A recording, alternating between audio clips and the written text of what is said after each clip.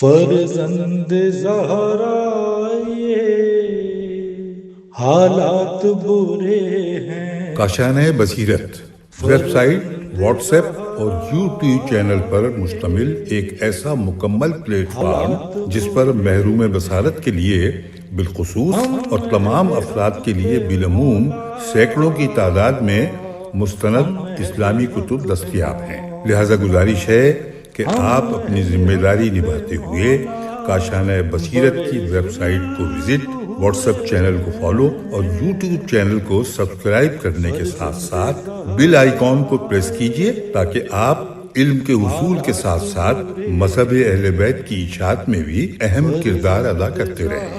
کاشانۂ بصیرت۔ حالات برے ہیں۔ السلام علیکم ورحمۃ اللہ وبرکاتہ۔ سامعین، آپ سماعت فرما رہے ہیں ندائے عدالت انسانی۔ مصنف ہیں جارج جرداق، مترجم ہیں علامہ سید محمد باقر النقوی صاحب۔ آج ہم آپ کے سامنے اس کی 14ویں ریکارڈنگ پیش کر رہے ہیں، صفحہ نمبر 161، اور عنوان جس کے تحت ہم گفتگو کر رہے تھے جنگ اور صلح۔ جہاں ہم نے اپنی گفتگو کو چھوڑا تھا وہیں سے دوبارہ آغاز کرتے ہیں۔ مولا حضرت علی علیہ السلام کی یہ دعا ملاحظہ فرمائیے اور اندازہ کیجئے کہ آپ اخلاق کی کتنی بلند منزل پر فائز تھے، اور خون کے پیاسے دشمنوں کے لیے بھی آپ کے دل میں کتنا درد تھا۔ جب صفین میں دشمن کی فوجیں جنگ پر تل گئیں اور صلح کی تمام کوششیں بیکار ہو گئیں، تو آپ نے خداوند عالم سے مناجات کرتے ہوئے فرمایا، بار الہا، اے اس زمین کی پروردگار جسے تو نے آسمان کی قیامگاہ اور حشرات الارض اور چوپایوں اور لاتعداد دیکھی اور اندیکھی مخلوق کے چلنے پھرنے کا مقام قرار دیا ہے، اے مضبوط پہاڑوں کے پروردگار جنہیں تو نے زمین کے لیے میخ اور مخلوقات کے لیے زندگی کا سہارا بنایا ہے، خداوندہ اگر تو نے ہمیں دشمنوں پر غلبہ دیا تو ظلم سے ہمارا دامن بچانا اور حق کے سیدھے راستے پر برقرار رکھنا، اور اگر دشمنوں کو ہم پر غلبہ دیا تو ہمیں شہادت نصیب کرنا اور فریب حیات سے بچائے رکھنا۔ امیر المومنین علیہ السلام کی صلح طلبی اور اس کے لیے آپ کی جی جان سے کوششیں حتیٰ کہ لڑائی شروع ہونے سے تھوڑی دیر پہلے تک ایسی ناقابل انکار حقیقت ہے جس کے دوست اور دشمن سب ہی قائل ہیں۔ آپ کی پوری زندگی صلح کی محبت اور جنگ سے بیزاری کے مظاہروں سے بھرپور ہے۔ آپ کی زندگی کا جو ورق بھی اٹھا کر دیکھیے، آپ کو یہی نظر آئے گا کہ آپ نے اپنے امکان بھر کوشش کی کہ جنگ کی نوبت نہ آئے بلکہ میل اور ملت ہو جائے۔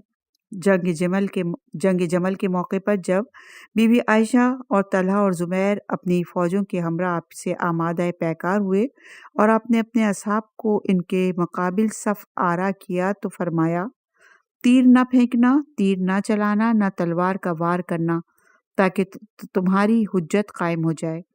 اور اس وقت تک آپ نے جنگ کا آغاز نہ کیا جب تک دشمنوں نے آپ کے 3 ساتھیوں کو تیروں سے چھلنی نہ کر دیا، اور آپ نے 3 مرتبہ خدا کو گواہ بنایا۔ 20 مرتبہ آپ بغیر اسلحہ لگائے بے زرہ پہنے خالی ہاتھ دشمن کے سامنے پہنچ گئے، حالانکہ آپ کے دشمن فولاد اور آہن میں ڈوبے ہوئے تھے۔ آپ نے ان کی سخت کلامی، ہٹ درمی،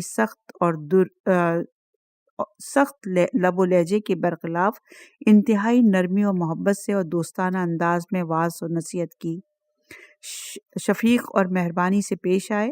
آپ کے سامنے دشمن زرہ اور سپر میں ڈوبے ہوئے مثل تاریخ شب کے معلوم ہوتے، لیکن علی کی زرہ نوح بشر کا احترام تھا، آپ کی سپر اپنے حق پر ہونے اور اپنے طرز عمل کے درست ہونے کا یقین تھا، اور آپ کی تلوار عقل اور وجدان کے احکام کی پیروی تھی، بلکہ ضعیفوں پر آپ کی مہربانی، حق کی پاسداری اور آپ کی صلح جوئی آپ کے لیے بامنزلہ ہزاروں سپر کے تھی۔ آپ ہی کا یہ فقرہ تھا کہ جس کی اذیت رسانی کی طرف سے تمہیں اطمینان ہو اس کو بھائی بنانے کی کوشش کرو۔ آپ ہی وہ تھے جو خصومت اور عداوت کو حد سے زیادہ ناپسند کرتے تھے، اس لیے کہ خصومت اور نزاع شخصی اخلاق کو تباہ اور ملی خوبیوں کو تباہ و برباد کر دیتی ہے، کیونکہ یہ دونوں چیزیں نفاق کو جنم دینے والی ہیں۔ خبردار، نزع اور خصومت سے پرہیز کرنا، کیونکہ یہ دونوں چیزیں دل کو بیمار کر دیتی ہیں اور انہی کے سبب نفاق جنم لیتا ہے۔ آپ بارہا اسی طرح بے زرہ اور سپر اور خالی ہاتھ دشمنوں کے مقابل پہنچ گئے، انہیں یہ احساس دلانے کے لیے کہ آپ جنگ سے بیزار ہیں اور پیچیدگیوں کو دوستانہ برادرانہ طریقے سے حل کرنے کے انتہائی خواہشمند ہیں اور اپنے اس حکیمانہ اسلوب سے معاملے کو نمٹانا چاہتے ہیں۔ اپنے دشمن کے ساتھ نیکی کرو کہ یہ فتح یابی زیادہ خوشگوار اور شیریں ہے، نیز یہ واضح کرنے کے لیے کہ جنگ بہت بری چیز ہے اور اس کے ذریعے جیتنے والے کو جو بھلائی حاصل ہوتی ہے وہ ایسی بھلائی ہے جو برائی سے حاصل ہوتی ہے اور اس کی کوئی قیمت نہیں۔ اس اچھی چیز کی اچھائی بے حقیقت ہے جو برائی سے حاصل ہوئی ہو، اس فراغی کی کوئی قیمت نہیں جو ناداری اور بدحالی کا نتیجہ ہو۔ علی علیہ السلام نے ہر ممکن وسیلے سے اس شر یعنی لڑائی کو دور کیا، بغیر کشت و خون اور بے جنگ و جدل خلائق کے حالات کو بہتر بنانے کی کوشش کی، یہاں تک کہ جب دشمن مرنے مارنے پر ہی مصر تھے تو انہیں آپ کا اور آپ کے نیکوکار ساتھیوں کا خون بہانے کے علاوہ کوئی چیز منظور نہ ہوئی۔ اس وقت بھی آپ نے انہیں پھر سے نصیحت کی، سمجھانے بجھانے، جنگ سے باز رکھنے کی امکانی کوشش کی۔ جب یہ کوشش بھی ناکام رہی، دشمن اپنی دشمنی ہی پر تلے رہے اور لڑائی کے علاوہ کوئی چارہ کار باقی نہ رہا، اس وقت بھی آپ نے لڑائی میں پہل نہیں کی۔ جنگ کی ابتدا دشمنوں کی طرف سے ہوئی، آپ نے صرف ان کے حملوں کا جواب دیا، اور جب آپ نے تلوار ہاتھ میں لے لی تو آپ علی ابن ابی طالب تھے۔ موت اگر آپ کی طرف نہ بڑھتی تو خود آپ موت کی طرف پیش قدمی کرتے، بہادروں کو تو توڑ پھوڑ کر کہہ دیتے اور بڑے بڑے جواں مردوں کو راہ فرار اختیار کرنے پر مجبور کر دیتے۔ علی حق اور انصاف کے خواہاں تھے، آپ کے دشمن ظلم اور جور کے طالب۔ آپ انسان کی بھلائی اور نیک بختی کے متمنی تھے اور شر کے لیے کوشاں۔ آپ خلائق کی آزادی اور آسائش چاہتے تھے اور وہ غلامی کی ذلت و بیچارگی۔ آپ چاہتے تھے کہ بندگان خدا طاقتور اور ذی عزت ہوں، اور آپ کے دشمن بندگان خدا کو غلامی اور چاکری کی زنجیروں میں جکڑنا اور انہیں ذلیل و خوار بنانا چاہتے تھے۔ وہ چیزیں جن کا انسانی معاشرہ اور سماج میں ہونا ضروری ہے، وہ عقل کی شریعت بھی جنہیں لازم قرار دیتی ہے، وہ چیزیں خطرے میں تھیں۔ ایسی حالت میں خاموش بیٹھنا سستی اور کاہلی اور کفر کے مترادف تھا، اور ان کی حفاظت شیوہ مردانگی اور بہادری۔ معاویہ سے جنگ کرنے کے بارے میں آپ فرماتے ہیں، میں نے اس معاملے میں خوب جانچا اور پرکھا، اچھی طرح الٹ پلٹ کر دیکھا، مجھے اپنے لیے وہی راہیں کھلی ہوئی نظر آئیں، یا تو میں معاویہ سے جنگ کروں یا پھر کافر ہو جاؤں۔ دیکھیے کتنے اختصار اور جامعیت کے ساتھ جنگ جمل کی تصویر کشی کی اور اپنی پوزیشن کی وضاحت کی۔ طلحہ اور زبیر نے سب سے پہلے میری بیعت کی، پھر بے سبب بے وجہ انہوں نے بیعت توڑ ڈالی اور ام المومنین عائشہ کو بصرہ لے کر گئے۔ مجبوراً میں بھی مہاجرین اور انصار کو لے کر ان کی طرف روانہ ہوا۔ میں نے انتہائی کوشش کی کہ جس بیعت سے وہ باہر ہو گئے ہیں پھر اس میں داخل ہو جائیں، مگر انہوں نے انکار کیا۔ میں نے سمجھانے بجھانے کی حد کر دی اور ان سے اچھی طرح پیش آیا۔ آپ نے ان کے مقابل پہنچنے سے پہلے ہی، جبکہ آپ ابھی راستے میں تھے، اپنے فرزند امام حسن علیہ السلام، اپنے چچا زاد بھائی عبداللہ بن عباس، عمار یاسر اور قیس بن سعد بن عبادہ کو طلحہ اور زبیر کے سمجھانے بجھانے کے لیے روانہ کیا، اس امید پہ کہ شاید وہ اب بھی باز آ جائیں اور فتنہ و فساد سے پرہیز کریں، مگر وہ اپنی ضد ہی پر اڑے رہے۔ ام المومنین علیہ السلام اس کے متعلق فرماتے ہیں، میں مہاجرین اور انصار کو لے کر روانہ ہوا، بصرے کے قریب جا کر ٹھہر گیا۔ میں نے انہیں صلح اور مصلحت کی دعوت دی، ان کی لغزشوں سے چشم پوشی کی، اس بیعت کا واسطہ دیا جو وہ کر چکے تھے، مگر وہ مجھ سے جنگ کرنے پر ہی مصر رہے۔ میں نے خدا سے مدد چاہی اور مجبوراً میں بھی ان کے حملوں کا دفاع کرنے پر تیار ہو گیا۔ نتیجے میں جن کو قتل ہونا تھا قتل ہوئے، باقی بھاگ نکلے۔ اب انہوں نے اسی صلح اور مصالحت کی وجہ سے درخواست کی، صلح اور مصالحت کی مجھ سے درخواست کی، جن کی خود میں جنگ سے پہلے ان سے خواہش کر رہا تھا۔ میں نے عافیت قبول کی اور ان سے تلوار اٹھا لی، ان پر عبداللہ بن عباس کو عامل مقرر کیا اور زفبر بن قیس کو ان کی طرف قاصد بنا کر بھیجا، اب جو کچھ پوچھنا ہو ان دونوں سے ہمارے اور ان کے بارے میں پوچھو۔ علی ابن ابی طالب اپنی غیر معمولی شجاعت اور کامل اور عمیق ایمان کے سبب فتح یاب ہوئے، مگر وہ اپنی فتح یابی اور کامرانی پر اتنا ہی رنجیدہ ہوئے، اتنی ہی انہیں قلبی اور روحانی تکلیف پہنچی جتنی دشمن کو اپنی ہزیمت اور پسپائی اور اذیت و تکلیف میں ہوئی تھی۔ وہ انتہائی رنجیدہ و ملول ہوئے، آنکھوں سے آنسو جاری کیے اور اتنا غم منایا جس کا اندازہ بھی نہیں کیا جا سکتا۔ ہر باپ اپنی اولاد سے انتہائی محبت کرتا ہے، ذرا بھی اس کی اذیت اور تکلیف باپ سے دیکھی نہیں جاتی، مگر وہی اولاد نالائقی پہ اتر آئے تو باپ مجبور ہو کر اس کی سزا دیتا ہے اور اس کی سزا کی تکلیف پر بے حد کڑتا بھی ہے۔ یہی حالت علی ابن ابی طالب کی تھی۔ مسلمان بمنزلہ اولاد کے تھے، انہیں اپنی اولاد سے انتہائی محبت تھی۔ ان کے ظلم اور زیادتی پر مجبور ہو کر آپ نے ان کی سرزنش کی، لیکن ان کی تکلیف اور اذیت دیکھ کر آپ کا کلیجہ خون بھی ہوا۔ آپ کو خون ریزی سے بڑھ کر کوئی چیز ناپسند نہ تھی، چونکہ آپ اپنے والیوں اور عمال کی طرف سے مطمئن نہ تھے۔ آپ کو یہ اندیشہ رہتا تھا کہ آپ کے عمال جنگ میں ناحق خون ریزی سے پرہیز نہ کر سکیں گے، اس لیے مسلسل تاکید کرتے رہتے تھے کہ یہاں تک کہ جہاں تک ہو سکے خون ریزی سے پرہیز کرنا۔ آپ اخلاقی حیثیت سے بھی اس کا خیال رکھتے اور سیاسی اور انتظامی ملکی کے لحاظ سے بھی کہ ناحق خون ریزی نہ ہونے پائے۔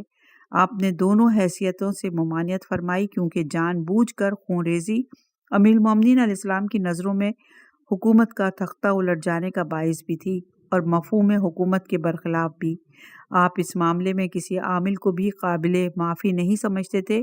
اپنے ایک عامل کے نام خط میں تحریر فرماتے ہیں، ناحق خون بہا کر اپنی حکومت کو مضبوط نہ بنانا، کیونکہ ایسا کرنے سے تمہاری حکومت اور کمزور ہوگی، بلکہ یہ حکومت تمہارے ہاتھ سے چھین کر دوسرے ہاتھ میں پہنچ جائے گی۔ عمدن خون ریزی میں خدا بھی تمہیں قابل معافی نہ سمجھے گا اور میں بھی نہیں سمجھوں گا۔ اس سلسلے میں سامعین کے سامنے ایک عجیب و غریب چیز پیش کرتے ہیں۔ سچ بتائیے، علی علیہ السلام کے علاوہ دنیا میں کوئی ایسا فرما روا بھی گزرا ہے جس کی اپنے عمال اور والیوں کو انتہائی سخت تاکید رہتی ہو کہ فوج کا افسر ہمیشہ ایسے شخص کو بنانا جو حلم اور بردبار ہو، قتل اور غارت اور خون ریزی سے جسے نفرت ہو، سمجھا بجھا کر معاملے کو سلجھانے کی صلاحیت رکھتا ہو، ناحق خون بہانے سے اس کا دامن داغدار نہ ہو، شفیق و مہربان، پاک دل ہو، سختی سے کام نکالنا گوارا نہ کرتا ہو، نہ جبر اور تشدد کا عادی ہو۔ ملاحظہ فرمائیے حضرت علی علیہ السلام کی وہ وصیت جو آپ نے مالک اشتر کو مصر کا گورنر مقرر کرتے وقت فرمائی تھی۔ آپ فرماتے ہیں، اپنی فوجوں پر اس شخص کو افسر مقرر کرو جو تمہارے خیال میں سب سے زیادہ صاف باطن ہو، بلحاظ حلم اور بردباری سب سے افضل ہو، اس کو دیر میں غصہ آتا ہو اور عذر قبول کرتا ہو، ضعیفوں پر مہربان اور قوی لوگوں پر سخت اور کثافت کی وجہ سے تند مزاج اور کمزوری کی وجہ سے عاجز نہ ہو جاتا ہو۔ تو علی ابن ابی طالب صلح کو دوست رکھنے والے انسان تھے۔ آپ نے برابر صلح کی تاکید کی، جنگ سے آپ کو انتہائی نفرت تھی، آپ نے ہمیشہ اس سے ممانعت کی، آپ نے کبھی جنگ کی طرف قدم نہیں بڑھایا جب تک خود وہ جنگ آپ کی طرف بڑھ کر نہ آئی ہو اور قدم نہ بڑھایا ہو۔ قدم اٹھایا بھی تو اس وقت جب کہ دوستی اور محبت، نیکی اور احسان کے ذریعے اس کو روکنے کی تمام کوششیں نہ کر ڈالیں۔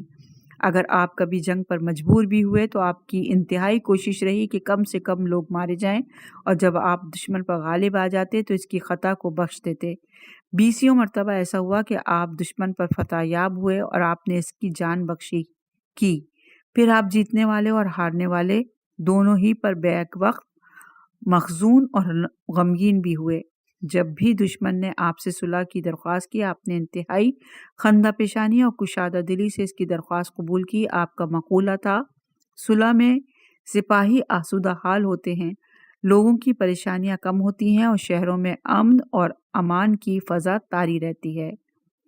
آپ نے اپنے سرداران لشکر اور عمال اور والیوں کو بے شمار فرامین لکھے، جن میں من جملہ اور دیگر ہدایات کے علاوہ اس بات کی بھی شدید تاکید رہتی کہ ہمارے طرز عمل کی پابندی اختیار کرو، جہالت کی جنگ نہ کرنا اور نہ بات بات پر تلوار کھینچ لینا، جیسا کہ پرانے زمانے کے لوگوں کی عادت تھی۔ آپ کا ارشاد ہے، دست اور شمشیر کو زبان کی طرح معمولی بات میں حرکت میں لاؤ۔ اسی طرح آپ کا قول ہے، میں تہمت پر کسی کو سزا نہیں دیتا۔ آپ فرماتے ہیں، میں اس وقت تک جنگ نہ کروں گا جب تک صلح و سلامتی کی دعوت نہ دے لوں اور حجت نہ تمام کر لوں۔ اگر اس نے توبہ کی تو اس کی توبہ ہم قبول کر لیں گے، اور اگر انکار کیا، ہم سے جنگ ہی پر اڑا رہا، تو اس کے خلاف خدا سے مدد چاہیں گے اور اس سے جنگ کریں گے۔ ظالم دشمنوں کے ساتھ علی کس طرح پیش آئے، اس کو ہم آگے چل کر تفصیل سے بیان کریں گے۔ ہر انسان کا فریضہ ہے کہ اپنے عہد و پیمان پر قائم رہے اور کیے ہوئے وعدوں کو نبھائے۔ اس سے افراد اور جماعت کے درمیان صلح برقرار رہتی ہے اور جنگ کا امکان بھی باقی نہیں رہتا، خواہ عہد و پیمان ایک مذہب والوں سے ہو یا مختلف مذاہب والوں سے، ایک نسل کے لوگوں سے ہو یا مختلف نسل کے لوگوں سے، دوست میں ہو یا دشمن میں۔ علی ابن ابی طالب کا یہی دستور تھا اور وہ ہمیشہ اسی طریقے پر کاربند رہے۔ عہد و پیمان کی پابندی اور وعدوں کا ایفا صلح کا سبب ہے، جیسا کہ ابھی ہم نے بیان کیا، اور صلح شہر میں امن و امان کی فضا قائم رہنے، لوگوں کے آسودہ حال ہونے کا ذریعہ ہے اور سماج و سوسائٹی کی بہت بڑی خدمت ہے۔ اس لیے یہی عہد و ایمان اور قوانین ملی ارتباط اور قومی رشتہ اتحاد ہیں۔ وفا، عہد، شیوہ مردانگی اور وجدان کی تسکین اور ان مکارم الاخلاق کی تحصیل کا ذریعہ ہے جس کے لیے امیر المومنین ہمیشہ کوشاں رہے۔ یہ وفاداری اپنی تمام حالات میں رفاقت اور محبت کی دلیل اور نوع انسانی کے احترام کا مظہر ہے۔ وفاداری کی وجہ سے دونوں طرف اطمینان رہتا ہے، اور جب دونوں طرف اطمینانی کیفیت رہے تو ہر فریق اطمینان سے یہ سمجھ سکے گا کہ ہم اپنے امور کو کس طرح سے انجام دیں، کس کام کو کریں اور کس کام کو نہ کریں۔ اور جب کوئی فریق مطمئن ہی نہ ہو تو وہ اپنے کام میں آزاد ہی نہ ہوگا۔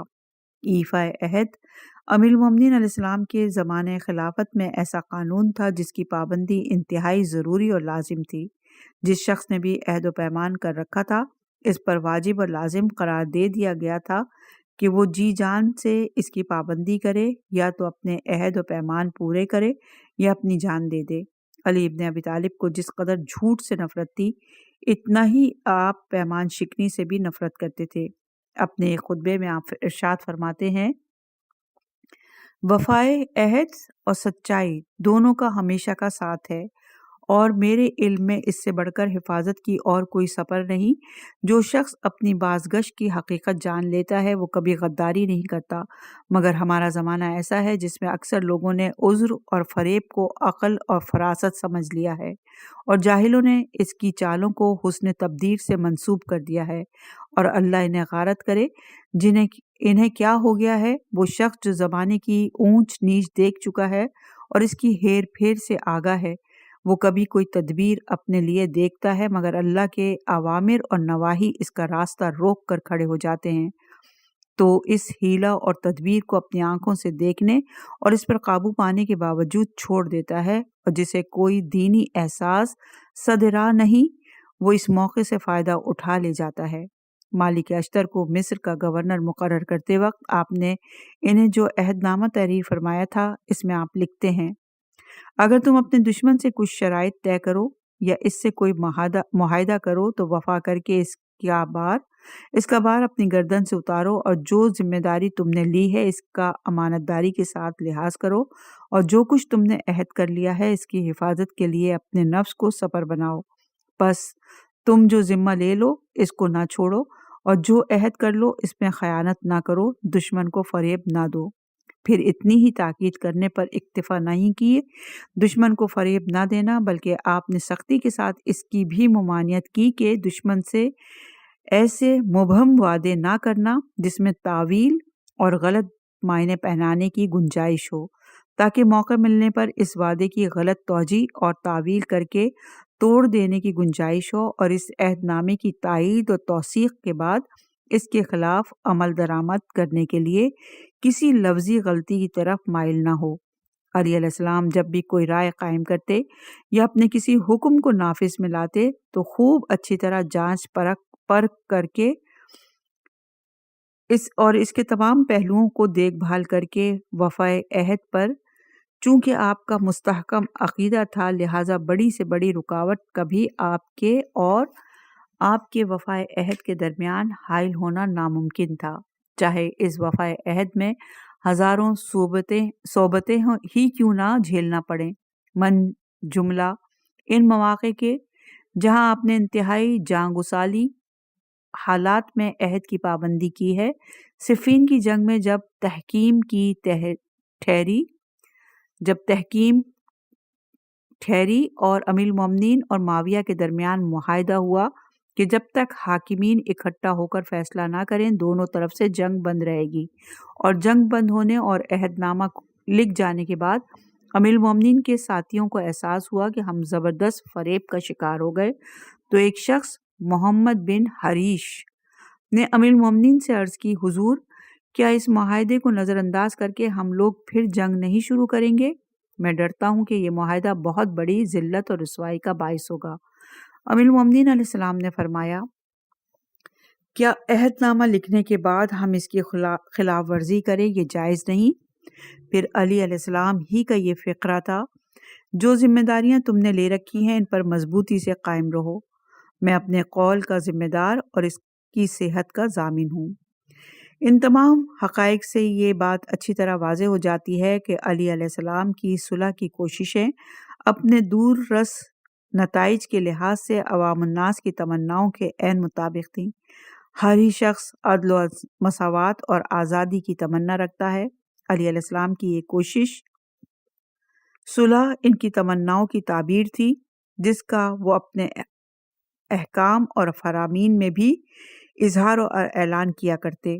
علی علیہ السلام اپنی اس سعی اور کوشش میں کہ ہر انسان دوسرے انسان سے محبت کرے، سابق کے انبیاء اور مرسلین اور محسنین انسانیت کے ہمسر اور ہم پلہ ہیں۔ علی علیہ السلام کی کوشش صلح محمد مصطفیٰ صلی اللہ علیہ وآلہ وسلم کی اس شفقت بھری آواز سے کتنی ملتی جلتی ہے کہ بندگان خدا بھائی بھائی ہو جاؤ، نیز پیغمبر صلی اللہ علیہ وآلہ وسلم کے اس ارشاد سے کتنی ملتی ہے کہ جب حضرت سے کسی نے پوچھا، یا رسول اللہ سب سے افضل کون سا عمل ہے؟ حضرت صلی اللہ علیہ وآلہ وسلم نے فرمایا، بہترین عمل یہ ہے کہ عالم کی سلامتی کے لیے کوشش کی جائے۔ عنوان جنگ اور صلح اپنے اختتام کو پہنچا۔ صفحہ نمبر 169 ہے، نیا عنوان ہے، نہ ظالم بنو نہ مظلوم۔ امیر المومنین علی بن ابی طالب علیہ السلام فرماتے ہیں، کمزور حقیر میرے نزدیک طاقتور اور باعزت ہے، تا وقت یہ کہ میں اس کا حق اس کو دلوا نہ دوں۔ طاقتور اور باعزت میرے نزدیک ذلیل و حقیر ہے جب تک اس سے میں حق وصول نہ کر لوں۔ جس قدر حسن اور خوبصورتی انسان کو پسند ہوتی ہے، اتنی ہی بدصورتی ناپسند۔ جتنا انسان عدل کا خواہ ہوتا ہے، اتنا ہی ظلم و جور سے بیزار۔ جس قدر گرمی اور جور کا مشتاق ہوتا ہے، اتنا ہی عدم کی برودیت سے ہراساں۔ وہ شخص بندگان خدا سے دشمنی کرے گا، خدا اس کے ساتھ دشمنی کرے گا۔ کمزور پر ظلم اور بدترین ظلم ہے۔ امیر المومنین علیہ السلام کی زندگی عام مسائل اور معاملات میں انتہائی مسلسل اور مربوط زندگی تھی۔ آپ کے پاکیزہ اخلاق اور انتظام مملکت اور لشکر کی قیادت میں آپ کا غیر معمولی تدبر اور تمام ذاتی خصوصیات اور کمالات سب ایک دوسرے سے ملتے جلتے اور ایک دوسرے سے وابستہ اور پیوستہ تھے۔ سود خوری، ذخیرہ اندوزی اور جور و ستم سے آپ کو بے حد نفرت تھی۔ ارباب دولت اور اقتدار جو اپنی دولت و طاقت کے ذریعے خلائق پر ظلم و ستم کے پہاڑ ڈھاتے، وہ مجسمہ جہالت افراد جو اپنے آپ کو دوسروں سے افضل و برتر سمجھتے اور جاہلانہ ہٹ دھرمیوں سے کام لیتے، علی علیہ السلام ان سب کے سخت دشمن تھے۔ کمزور اور غریب افراد کی دستگیری، ان کی نصرت اور عنایت آپ کو حد سے زیادہ مرغوب و پسندیدہ تھی، اس بنا پر کہ وہ بھی انسان ہیں اور انہیں حقیر و ذلیل سمجھنا ہرگز مناسب نہیں۔ بندگان خدا کی آزادی آپ کی دلی تمنا تھی، کیونکہ خداوند عالم نے انسانوں کو آزاد پیدا کیا ہے۔ ذلت اور خواری کی زندگی بسر کرنا ان کے لیے کسی طرح مناسب نہیں۔ ان کی ذلت اور خواری انسانیت کی ذلت و خواری ہے۔ جو شخص بھی انسانیت کی ذلت اور عناحت کا مرتکب ہو وہ دشمن رکھے جانے کے لائق ہے۔ ہم اب تک جو کچھ بیان کر چکے ہیں اس کو پڑھنے کے بعد ہر شخص یہ اندازہ کر سکتا ہے کہ علی علیہ السلام حاجت مندوں کے کتنے ہمدرد اور غمگسار اور مظلوم اور ستائے ہوئے لوگوں کے کتنے زبردست حامی تھے۔ محاسن اور فضائل کے دشمنوں سے آپ نے کیسی کیسی لڑائیاں لڑی اور ان لوگوں پر کتنا غیظ و غضب کا اظہار کیا جو عقل اور وجدان کے برعکس عمل کرتے تھے۔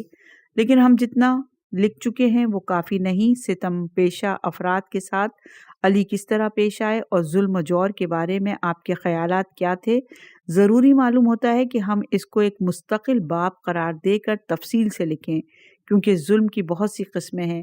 ایک ظلم یہ ہے کہ کسی کا مال غصب کر لیا جائے، ایک ظلم یہ ہے کہ کسی کی عزت اور آبرو کو نقصان پہنچایا جائے، ایک ظلم مخفی ظلم ہوتا ہے۔ ہم سب کو الگ الگ ذکر کریں گے۔ امیر المومنین علیہ السلام کا کوئی خطبہ، کوئی وصیت، کوئی عہد نامہ ڈھونڈنے سے ایسا نہیں ملے گا جس میں آپ نے ظلم کا تذکرہ نہ کیا ہو اور انتہائی شد و مت سے اس کی مذمت نہ کی ہو۔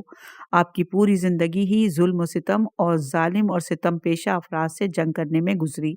یہ جنگ آپ نے ہاتھ سے بھی لڑی، زبان سے بھی، احکام اور فرامین کے ذریعے بھی اور تلوار کے ذریعے بھی۔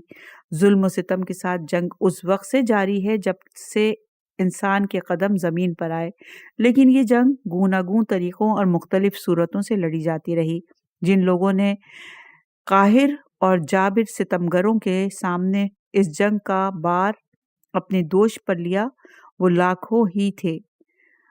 جس قدر ظالموں کے وجود نے بنی آدم کی تاریخ کو داغدار بنایا، اسی قدر ان لوگوں کا وجود انسان کی نازش اور افتخار اور سربلندی کا سبب تھا۔ تاریخ کے یہ مشہور سورما یکے بعد دیگرے میدان میں آئے، ایک جب اپنی طاقت آزما چکا تو دوسرے نے اس کی جگہ سنبھال لی، اور اسی طرح میراث کی طرح ایک دوسرے سے اس جنگ کو جاری رکھنے کی ذمہ داری اپنے کاندھوں پر لیتے رہے۔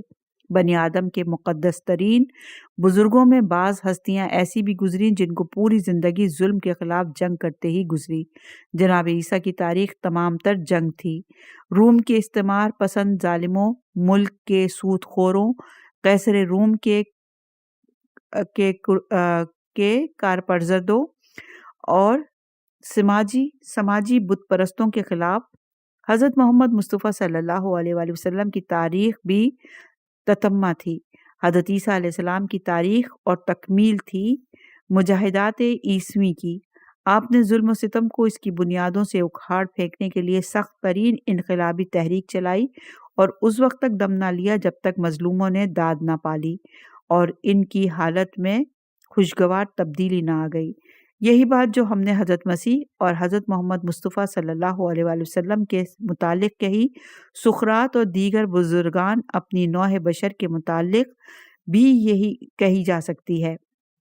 جس طرح ظلم و ستم بعض انسانوں کی سرشت اور طینیت کا جز بن جاتا ہے، اس کی شقاوت کی یہ کیفیت ہو جاتی ہے کہ وہ ظلم و جور بالکل اسی طرح کرنے لگتے ہیں جس طرح فطری حرکتیں کرتے ہیں، کھاتے، پیتے، پہنتے اور سانس لیتے ہیں۔ جیسے نیرو، چنگیز، قرون وسطیٰ کے یورپین افسران، محکمہ تفتیش اور اسی طرح کے بے شمار جابر اور قاہر سلاطین روم اور عجم اور مصر اور حجاج بن یوسف، زیاد بن ابیہ، عبید اللہ ابن زیاد، مسلم بن عقبہ وغیرہ وغیرہ۔ تو جس طرح ظلم و ستم ان اشخاص کی فطرت اور ماہیت بن چکا تھا، اسی طرح تاریخ میں ایسے بے شمار افراد گزرے ہیں کہ ظلم کی دشمنی ان کی فطرت میں داخل تھی اور ان کی سرشت اور طینیت کا جز بن چکی تھی۔ گزشتہ زمانے کے ظالموں کے ظلم و ستم اور ان کے بد سے بدتر کام کرنے سے نہ شرمانے کی وجہ یہ تھی کہ وہ ظلم و ستم کر کے انہیں کوئی دکھ نہیں پہنچتا تھا، وہ کوئی کام اپنی رغبت اور طبیعت کے خلاف انجام نہیں دیتے۔ ظلم و ستم وہ کسی غرض اور غایت کے تحت نہیں کرتے، بلکہ محض اس لیے کرتے کہ ان کی عادت تھی ظلم کرنے کی۔ حجاج بن یوسف ایک مرتبہ دسترخوان پر اپنے چند دوست احباب کے ساتھ بیٹھا کھانے میں مشغول تھا کہ سامنے ایک مرد ضعیف اور کہن سال بے قصور اور بے خطا کھڑا تھر تھر کانپ رہا تھا۔ حجاج نے ایک مرتبہ گردن اٹھائی، خادم سے کہا اس بڈھے کی گردن مار دے۔ اس بڈھے کی گردن اڑا دی گئی اور حجاج اسی طرح کھانے میں مشغول رہا جیسے کوئی بات ہی نہ ہوئی ہو۔ اس نے غلام سے پکار کر کہا ٹھنڈا پانی لا۔ اسی طرح نیرو نے روم میں آگ لگوا دی۔ روم جل رہا تھا اور اس کے شراب و کباب اور رقص و سرور میں کوئی فرق نہ آیا۔ یہی توجیہ ان لوگوں کی پامردی اور ثبات اور استقلال کی جا سکتی ہے جو ظلم و جور سے برسر پیکار رہے۔ جس طرح ان واقعات میں ستم کش ظالم افراد ظلم اس لیے کرتے تھے کہ ظلم ان کی فطرت میں داخل تھا، اسی طرح نوع بشر کے یہ محسن اور بزرگ افراد ظلم سے برسر پیکار اس لیے رہتے تھے کہ مظلوم کی حمایت خدمت خلق ان کی طینیت میں داخل تھی۔ وہ جو کچھ کرتے اپنی فطرت سے مجبور ہو کر کرتے۔ سقراط نے زہر کا پیالہ دوا کی طرح پی لیا۔ ان کا پینا باطل کے مقابلے میں ثبات قدم اور پامردی تھا۔ فرانس کا مشہور مصنف والٹیرا نے اپنے زمانے کے رؤسا نوابین یورپ سے جنگ کی۔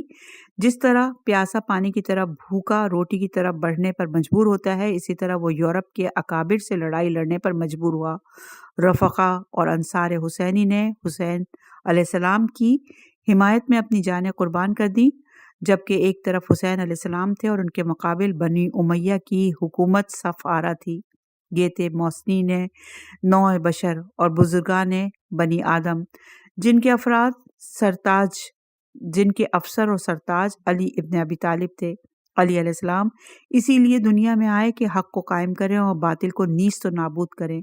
وہ اسی لیے اٹھے اور اسی لیے انہوں نے خلافت قبول کی تھی، مگر دنیا باوجود اپنے اس طول اور عرض کے علی ابن ابی طالب کے دستور و قوانین کو کہاں قبول کر سکتی تھی۔ ظالم و ستم کش افراد تعداد میں بھی بے شمار تھے اور طاقت میں بھی زیادہ۔ علی علیہ السلام جس کام کو انجام دینا چاہتے تھے وہ دشوار اور پرخطر تھا۔ علی علیہ السلام کا کہنا تھا نہ ظالم بنو نہ مظلوم۔ وہ چاہتے تھے کہ نہ کوئی کسی پر ظلم کرے اور نہ کوئی کسی کا ظلم سہے، مگر زمانہ علی علیہ السلام کے اس نظریے کو ماننے پر تیار نہ تھا۔ وہ علی علیہ السلام کے اس ارادے کو ساتھ نہ دے سکا، حتیٰ کہ خود مظلوم افراد علی علیہ السلام کا ساتھ نہ دے سکے، کیونکہ ان کے دلوں میں ظالموں کا خوف راسخ تھا۔ وہ ظالموں کی عداوت اور عناد اور کینہ جوئی سے خوف زدہ تھے۔ ان کی نادانی کی انتہا یہ تھی کہ انہوں نے علی علیہ السلام کی دشمنوں سے رشوت لے کر علی علیہ السلام کو بے یار و مددگار چھوڑا۔ ہاں گنتی کے چند افراد جنہیں خدا نے بڑے دل گردے کا پیدا کیا تھا، انہوں نے کسی قیمت پر علی علیہ السلام کا ساتھ نہ چھوڑا اور گوارا بھی نہ کیا کہ ان کا ساتھ چھوڑیں۔ لیکن علی علیہ السلام کمزور اور سست پڑ جاتے، جبکہ دشمن اپنے سرغنہ افراد کی قیادت میں آپ کے خلاف محاذ قائم کیے ہوئے ہوتے۔ لیکن غمگین اور مخزون، غریب و تنہا، بہادر مصائب اور آفات سے بھرپور زمین میں درندوں کے درمیان ہمت چھوڑ کر بیٹھ رہ سکتا ہے، جبکہ واقعاً ہر انسان موت سے بے حد گھبراتا بھی ہے۔ کیا علی علیہ السلام تھک کر بیٹھ رہے تھے جبکہ ظالم روز بروز سرکش ہوتے جا رہے ہوں، ارباب اقتدار عقل و خرد کے پیچھے ہاتھ دھو کر پڑے ہوں، دین کو دنیا کے عوض بیچ رہے ہوں، مال و دولت اور جاہ و منصب کے حصول کے لیے عقل اور وجدان کی بازی لگا رہے ہوں، شہروں میں انہوں نے فتنہ و فساد برپا کر رکھا ہو، ظلم و جور پر مصر ہوں،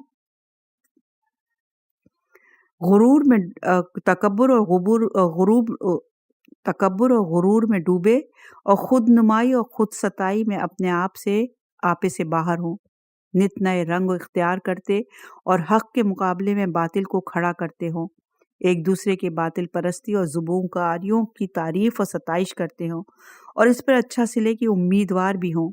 حق اور انصاف کا گلا گھونٹ رکھا ہو، بغاوت اور سرکشی پر مائل ہوں، زمین پر تباہی مچائے رکھی ہو اور ان کے جور و تشدد کا ٹھکانہ نہ ہو۔ کیا علی علیہ السلام سست و ضعیف ہو سکتے تھے؟ جبکہ آپ کے اصحاب کی یہ حالت تھی کہ جو شخص ان کی مدد کے لیے ان کو پکارتا ہو کبھی کامیاب نہ ہوتا ہو، جس کا ان جیسے لوگوں سے واسطہ پڑتا اس کے دل کو کبھی چین نصیب نہ ہوتا، جو ان جیسے لوگوں کو لے کر درمیان میں آتا وہ گھاٹا ہی اٹھاتا، جو کان رکھتے ہوئے بہرے تھے، قوت گویائی رکھتے ہوئے گونگے تھے، جنگ میں نہ شریف و باغیرت انسانوں کی طرح ثابت قدمی دکھلاتے، نہ سختی و مصیبت میں ان کی ہمدردی اور غم گساری بھروسے کے لائق تھی۔ بے شک ایسے حالات و کیفیات میں ہر شخص کو کمزور و ضعیف ہونا ہی چاہیے، اسے تھک ہار کر بیٹھ رہنا ہی ناگزیر ہے، بشرطے کہ وہ علی ابن ابی طالب ہی نہ ہوں۔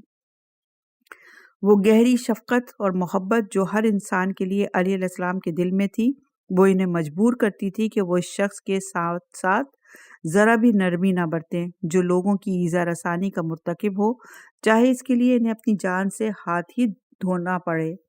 وہ شخص جو ظالموں کے مقابلے میں خاموش رہنے کو محبت اور شفقت سے تعبیر کرے اور نرمی اور مہربانی کی علامت قرار دے، وہ جھوٹا ہے یا طبیعتوں کے حال سے ناواقف ہے۔ ایسا نہیں ہے۔ خلائق کے ساتھ سچی محبت اور مہربانی یہ ہے ظالموں کے ساتھ سخت، یا اس جملے کو دوبارہ پڑھتے ہیں کہ خلائق کے ساتھ سچی محبت اور مہربانی یہ ہے کہ ظالموں کے ساتھ سختی کی جائے اور ان کو کچلنے میں کوئی کسر نہ اٹھا رکھی جائے تاکہ وہ خلائق کو قید و بند سے آزاد کریں۔ عطوفت اور شفقت، نرمی و مہربانی بعض حالات میں انسان کو انتہائی تشدد پر مجبور کر دیتی ہے، لہٰذا جتنا انسان حسن و جمال کو پسند کرتا ہے اتنی ہی بدصورتی اور ناپسند ہوتی ہے۔ جس قدر انسان عدل کا خواہاں ہوتا ہے اسی قدر ظلم و جور اسے نفرت ہوتی ہے۔ جس قدر انسان گرمی اور وجوہ کا مشتاق ہوتا ہے اتنا ہی عدم کی برودیت سے اسے ہول آتا ہے۔ سرکشوں اور ظالموں کی گردن پر کوئی شخص تلوار چلا ہی نہیں سکتا جب تک زندگی کو نعمت نہ سمجھتا ہو۔ مختصر یہ کہ جو شخص نفرت نہیں کرتا وہ محبت بھی نہیں کر سکتا۔ اس کا بہترین ثبوت کہ علی علیہ السلام کے مزاج میں جتنی نرمی اور مہربانی تھی اتنا ہی ظالم کے خلاف ان کے مزاج میں سختی اور خشونت تھی۔ ظلم کو دور کرنے کے لیے وہ انتہائی تشدد سے بھی باز نہیں آتے تھے۔ سودا بنت عمارہ ہمدانیہ والا واقعہ ہے۔ سودا بیان کرتی ہیں کہ میں امیر المومنین علیہ السلام کی خدمت میں آپ کے ایک عامل کی شکایت لے کر پہنچی جسے آپ نے صدقات کی وصولی پر مامور کیا تھا۔ میں جب آپ کے سامنے کھڑی ہوئی تو آپ نے انتہائی محبت اور شفقت سے فرمایا، کیا تمہاری کوئی حاجت ہے؟ میں نے آپ سے اس عامل کی شکایت بیان کی، آپ سن کر رونے لگے، پھر بارگاہ الہی میں مناجات کرتے ہوئے فرمایا، خداوندہ، میں نے ان عاملوں کو یہ ہرگز حکم نہیں دیا کہ وہ تیری مخلوق پر ظلم کریں، نہ ان سے یہ کہا کہ تیرا حق چھوڑ دیں۔ پھر آپ نے جیب سے کاغذ کا ایک ٹکڑا نکالا اور اس پر لکھا، ناپ تول پورا کرو اور لوگوں کو ان کے سودے کم نہ دو، نہ ہی زمین پر فساد پھیلاؤ۔ جب یہ خط تمہیں ملے تو تمہاری تحویل میں جتنی چیزیں ہیں انہیں روک رکھو تاکہ دوسرا شخص پہنچ کر تم سے چارج لے لے۔ دیکھیے اس مظلوم عورت کے ساتھ آپ کی شفقت اور مہربانی اس حد کی تھی کہ آپ اس کی شکایت سن کر رونے لگے۔ پھر دیکھیے اسی شفقت اور مہربانی نے پلٹ کر عامل کے حق میں کس قدر سختی اور درستی اور غیظ و غضب کی صورت اختیار کر لی۔ مظلوم کے ساتھ انتہائی محبت اور ظالم کے ساتھ انتہائی تشدد۔ علی ابن ابی طالب سرکشی اور زیادتی کے خلاف جنگ کرنے سے کبھی باز نہ رہے۔ جب بھی انہوں نے کسی مظلوم کو ظالم کے پنجے میں گرفتار دیکھا انہوں نے ذرا برابر بھی کمزوری نہ دکھلائی۔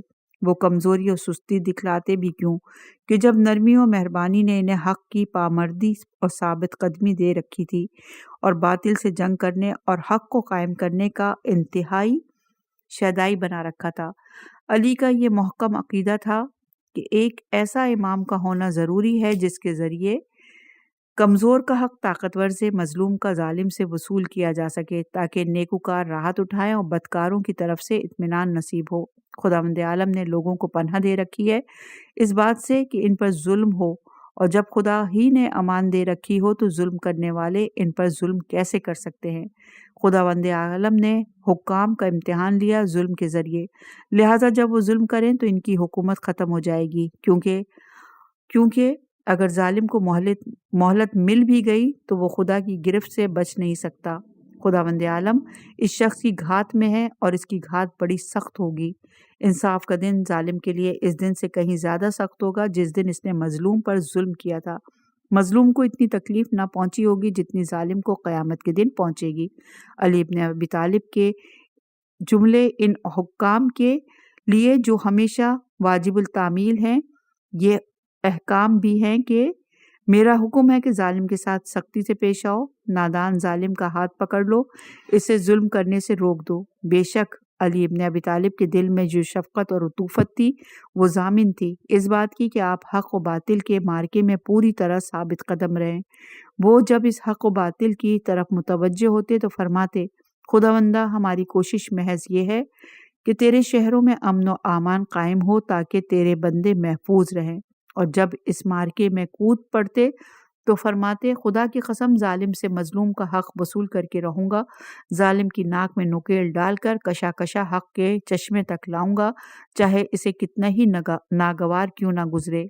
या ये फरमाते कि ज़रूरी है कि जालिम जुल्म से बाज रहे, खल्क के साथ इंसाफ से काम ले और ज़मीन में फितना और फिसाद फैलाने से बाज रहे। अगर हौलनाक जंग होती, घमसान का रन पड़ता तो आप अपने साथियों की किल्लत और दुश्मनों की कसरत का अंदाज़ा और अपनी हालत का दूसरों की हालत से मवाजना करते तो फरमाते, मैंने कमज़ोरी दिखलाई ना सुस्ती, बातिल से मैं उस वक्त तक जंग करता रहूँगा जब तक इसके पहलू से हक़ को बरामद ना कर लूँ। आप अपनी आंखों के सामने मौत को खड़ा देखते, मगर आपके हाथ लड़ाई से ना थकते, ना आपके दिल को ज़रा बराबर हिरास होता। ख्वाह सारा अरब ही सिमट कर आपके मुकाबिल क्यों ना खड़ा होता, हर तरफ से आपकी नाकाबंदी कर लेता। आपको अपने अदल और इंसाफ पर पूरा भरोसा और इस बात का महकम यकीन था कि हम जो कुछ कर रहे हैं वो अदल और इंसाफ के मुताबिक कर रहे हैं।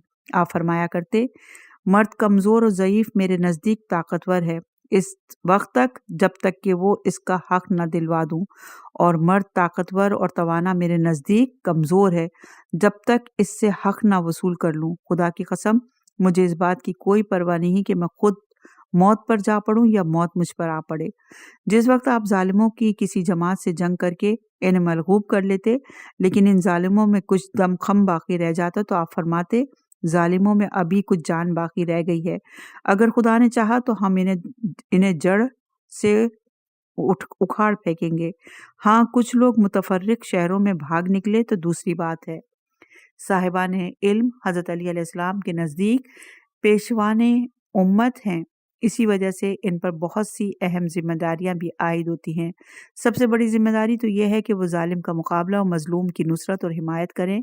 आप इरशाद फरमाते हैं, खुदावंद आलम ने उलमा पर फ़र्ज़ किया है कि वो जालिम के ज़ोर और ज़बरदस्ती और मजलूम की बेचारगी और अंधोनाकी पर खामोश बैठे ना रहें, इस गर्ज से कि कौम और मिल्लत में जालिमों का वजूद ना रहे, ना ऐसे लोग हों जो जुल्म में मुअय्यन हों, ना जुल्म पर राज़ी रहें। अली अलैहिस्सलाम ने लोगों के गुनाहों के मुख्तलिफ दर्जात करार दिए हैं। बाज़ गुनाह ऐसे हैं जो माफ़ कर दिए जा सकते हैं सिवा जुल्म के, ये किसी हाल में माफ़ नहीं किया जाएगा। आप फरमाते हैं, लेकिन वो गुनाह जो बख्शा ना जाएगा वो बाज़ इंसान का दूसरे इंसान पर जुल्म करना है। आपका नज़रिया था कि कमज़ोर पर जुल्म करना बदतरीन जुल्म है। इसी तरह अली अलैहिस्सलाम ने हर सूरत और हर तरीक़े से जुल्म दूर करने की कोशिश की, और रियाया के साथ आपका ये दस्तूर तर्ज अमल रहा कि जालिमों से आपने ज़बान के ज़रिए भी जंग की, तलवार के ज़रिए भी, और अपने इस अहद पर इंतहाई मजबूती के साथ साबित कदम रहे। जब तक जिंदा रहे जालिमों के ख़िलाफ़ लड़ाई लड़ते रहे, यहाँ तक कि आप दर्जे शहादत पर फाइज हुए और अपनी जहान आफरीन के सुपुर्द कर दी। अगर ज़माने की नैरंगियाँ ना होती, हालात ना मुवाफ़िक ना होते, तो बहुत सी चीज़ों को आप बदल कर रहते। عنوان نہ ظالم بنو نہ مظلوم اپنے اختتام کو پہنچا۔ انشاءاللہ کہ اگلی ریکارڈنگ میں نئے عنوان کے ساتھ حاضر ہوں گے۔